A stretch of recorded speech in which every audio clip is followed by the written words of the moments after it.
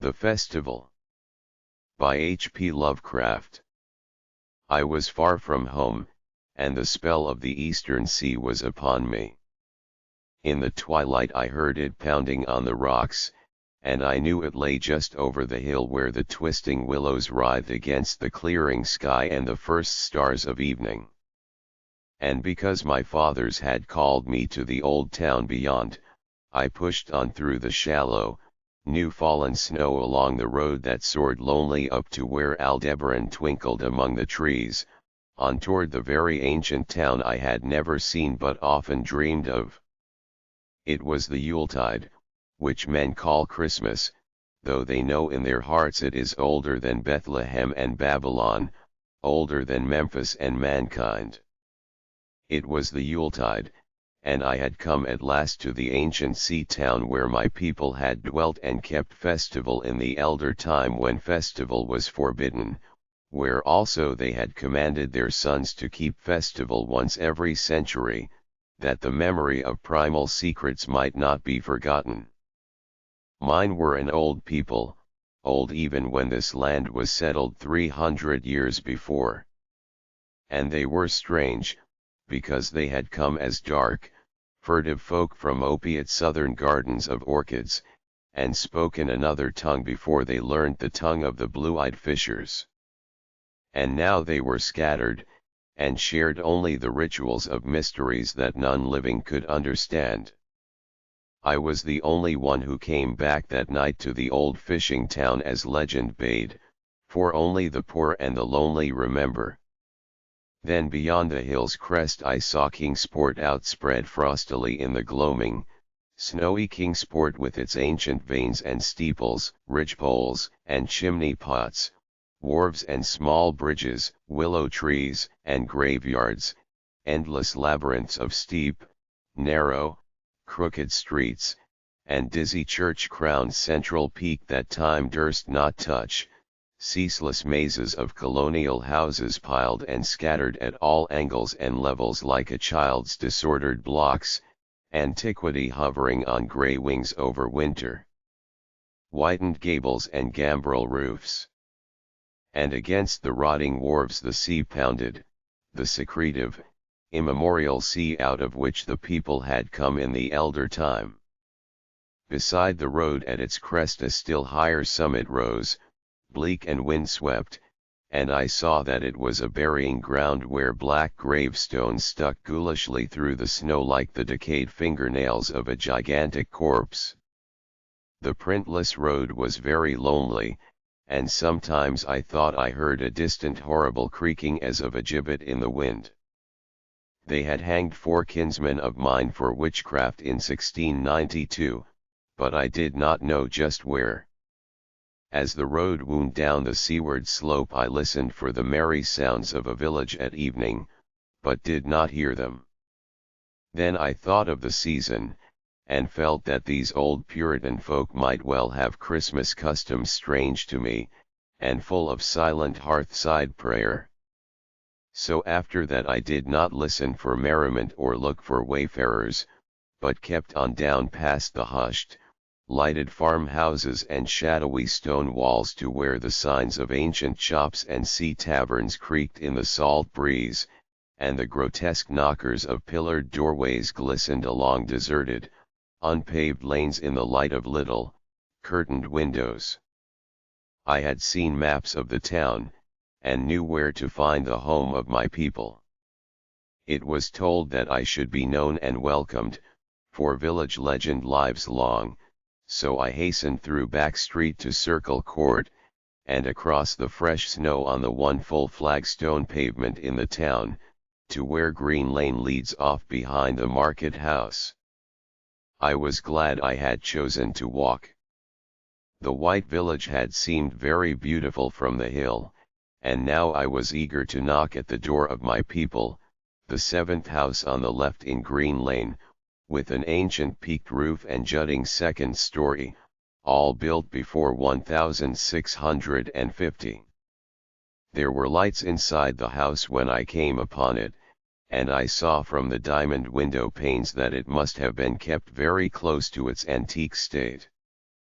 The upper part overhung the narrow, grass-grown street and nearly met the overhanging part of the house opposite, so that I was almost in a tunnel, with the low stone doorstep wholly free from snow. There was no sidewalk, but many houses had high doors reached by double flights of steps with iron railings. It was an odd scene, and because I was strange to New England I had never known its like before. Though it pleased me, I would have relished it better if there had been footprints in the snow, and people in the streets, and a few windows without drawn curtains. When I sounded the archaic iron knocker I was half afraid. Some fear had been gathering in me, perhaps because of the strangeness of my heritage, and the bleakness of the evening, and the queerness of the silence in that aged town of curious customs. And when my knock was answered I was fully afraid, because I had not heard any footsteps before the door creaked open. But I was not afraid long, for the gowned, slippered old man in the doorway had a bland face that reassured me, and though he made signs that he was dumb, he wrote a quaint and ancient welcome with the stylus and wax tablet he carried. He beckoned me into a low, candlelit room with massive exposed rafters and dark, stiff, sparse furniture of the 17th century. The past was vivid there, for not an attribute was missing. There was a cavernous fireplace and a spinning wheel at which a bent old woman in loose wrapper and deep poke bonnet sat back toward me, silently spinning despite the festive season. An infinite dampness seemed upon the place, and I marveled that no fire should be blazing.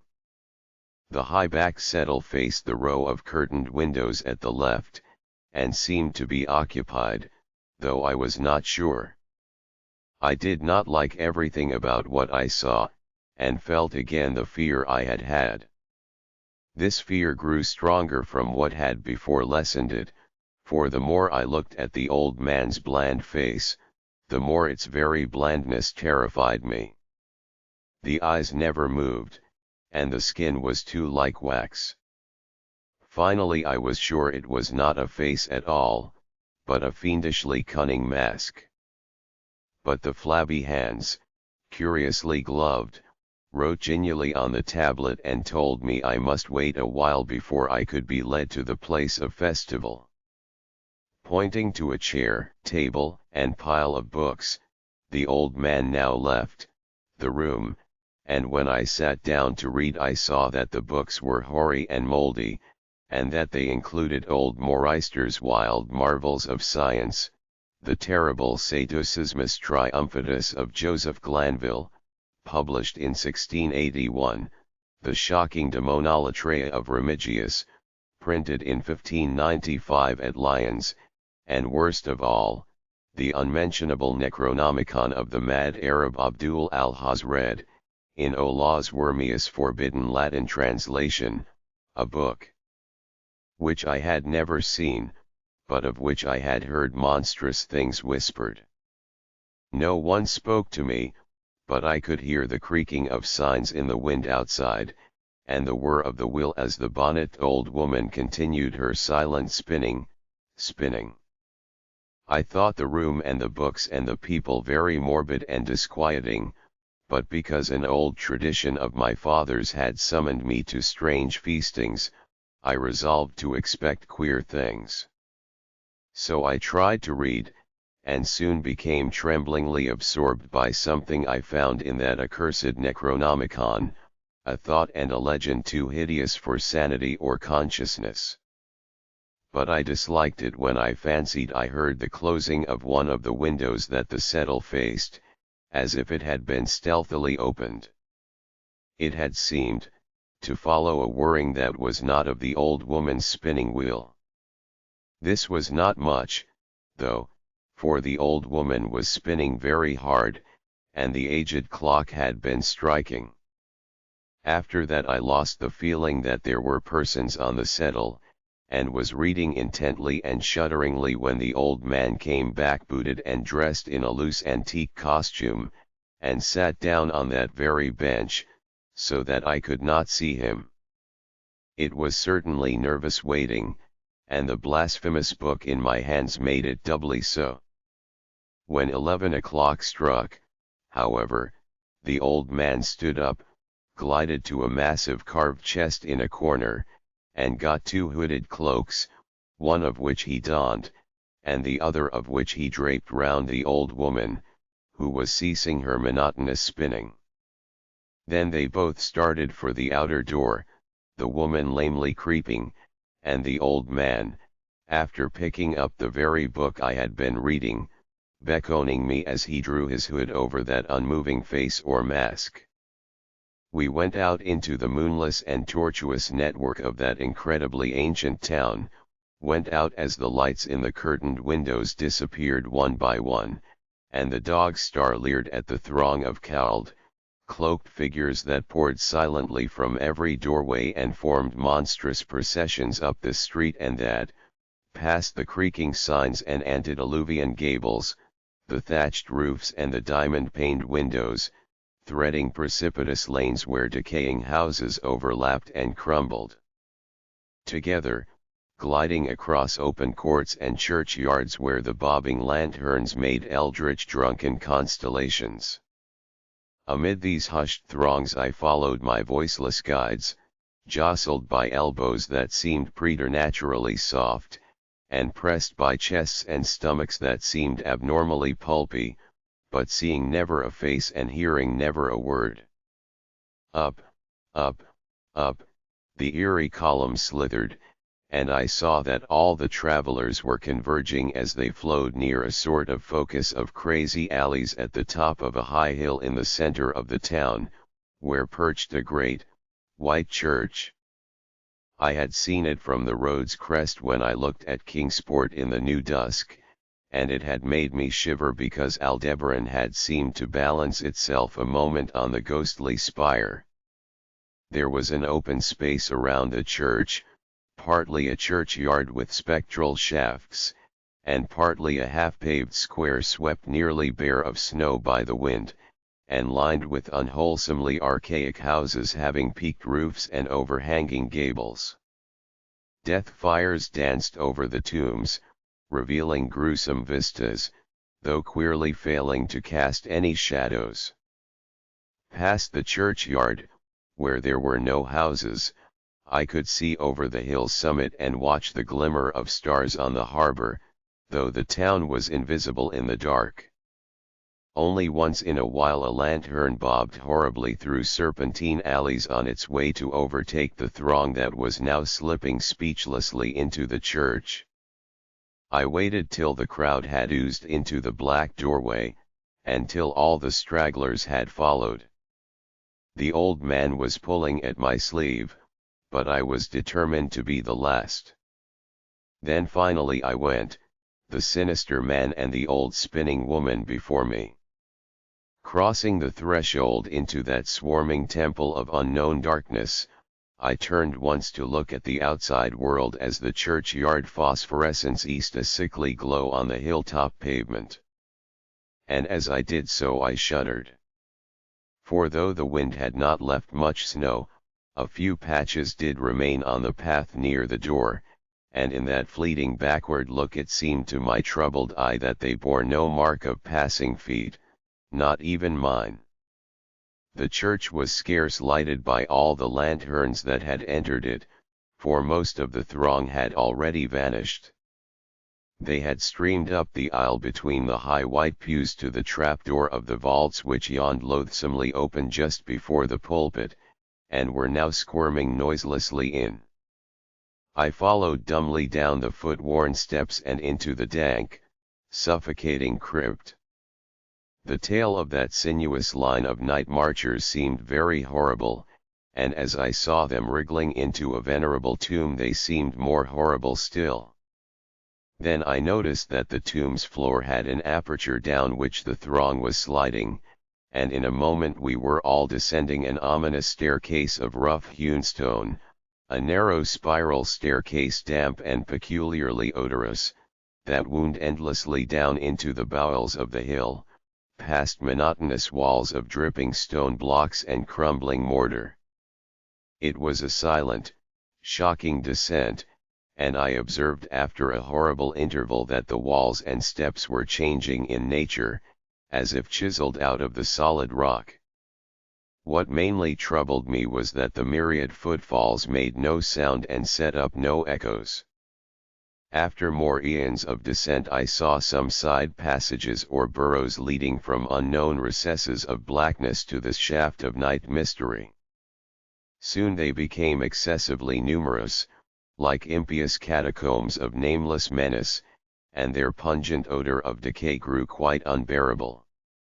I knew we must have passed down through the mountain and beneath the earth of Kingsport itself, and I shivered that a town should be so aged and maggoty with subterraneous evil.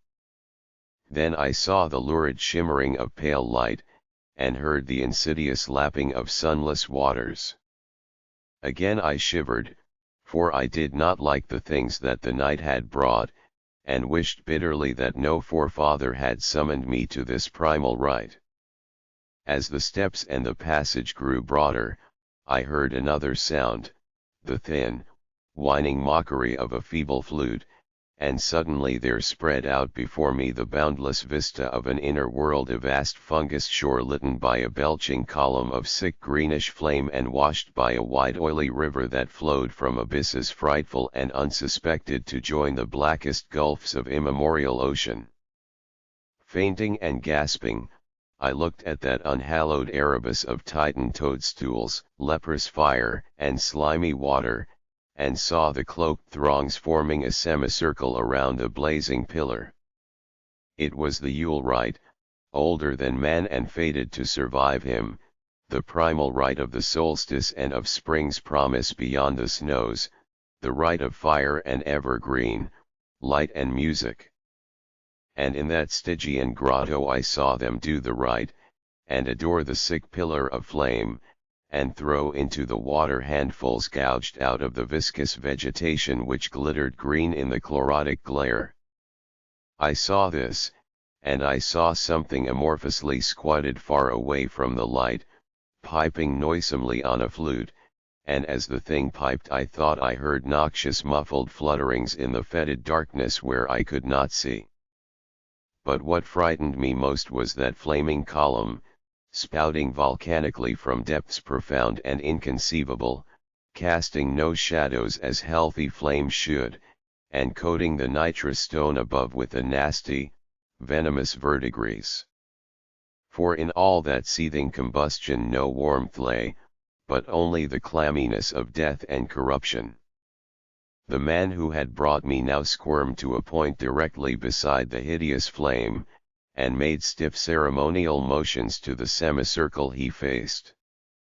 At certain stages of the ritual they did groveling obeisance, especially when he held above his head that abhorrent Necronomicon he had taken with him, and I shared all the obeisances because I had been summoned to this festival by the writings of my forefathers.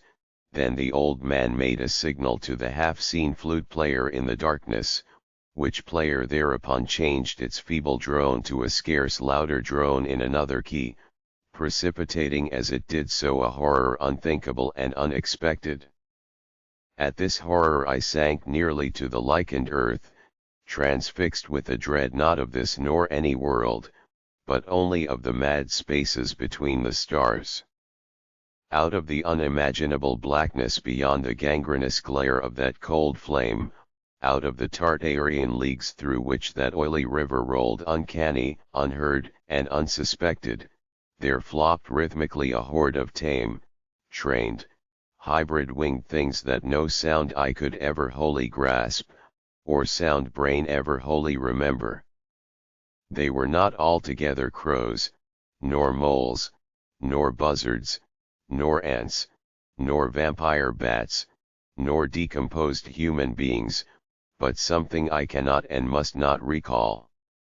They flopped limply along, half with their webbed feet and half with their membranous wings, and as they reached the throng of celebrants the cowled figures seized and mounted them, and rode off one by one along the reaches of that unlighted river, into pits and galleries of panic where poison springs feed frightful and undiscoverable cataracts. The old spinning woman had gone with the throng, and the old man remained only because I had refused when he motioned me to seize an animal and ride like the rest. I saw when I staggered to my feet that the amorphous flute player had rolled out of sight, but that two of the beasts were patiently standing by.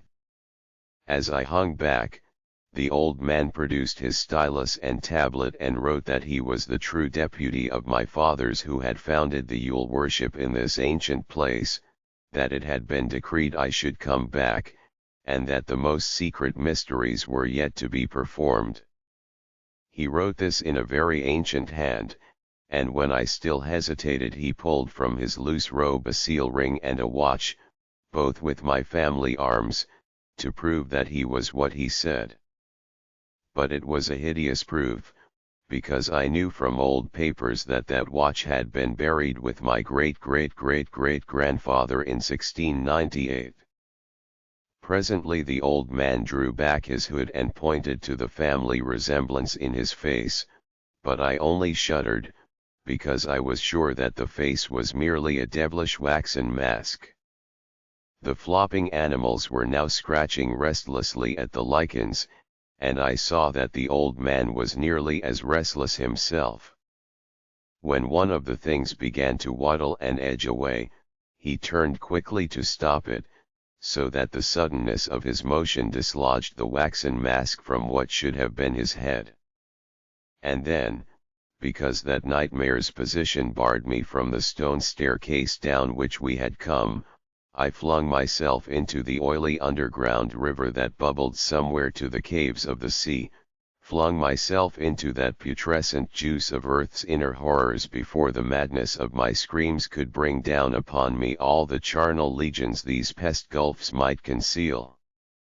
At the hospital they told me I had been found half frozen in Kingsport Harbour at dawn, clinging to the drifting spar that accident sent to save me. They told me I had taken the wrong fork of the hill road the night before, and fallen over the cliffs at Orange Point, a thing they deducted from prints found in the snow. There was nothing I could say, because everything was wrong. Everything was wrong, with the broad windows showing a sea of roofs in which only about 1 in 5 was ancient, and the sound of trolleys and motors in the streets below. They insisted that this was Kingsport, and I could not deny it. When I went delirious at hearing that the hospital stood near the old churchyard on Central Hill, they sent me to St. Mary's Hospital in Arkham, where I could have better care. I liked it there, for the doctors were broad-minded, and even lent me their influence in obtaining the carefully sheltered copy of Alhazred's objectionable Necronomicon from the library of Miskatoniya University. They said something about a psychosis, and agreed that I had better get my harassing obsessions off my mind. So I read again that hideous chapter, and shuddered doubly because it was indeed not new to me. I had seen it before, let footprints tell what they might, and where it was I had seen it were best forgotten. There was no one in waking hours who could remind me of it, but my dreams are filled with terror, because of phrases I dare not quote. I dare quote only one paragraph, put into such English as I can make from the awkward Low Latin. "The nethermost caverns," wrote the mad Arab, "are not for the fathoming of eyes that see, for their marvels are strange and terrific.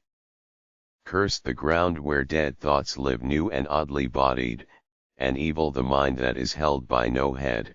Wisely did Ibn Chakabak say that happy is the tomb where no wizard hath lain, and happy the town at night whose wizards are all in ashes. For it is of old rumour that the soul of the devil bought hastes not from his charnel clay, but fats, and instructs the very worm that gnaws, till out of corruption horrid life springs, and the dull scavengers of earth wax crafty to vex it and swell monstrous to plague it. Great holes secretly are digged where earth spores ought to suffice, and things have learned to walk that ought to crawl.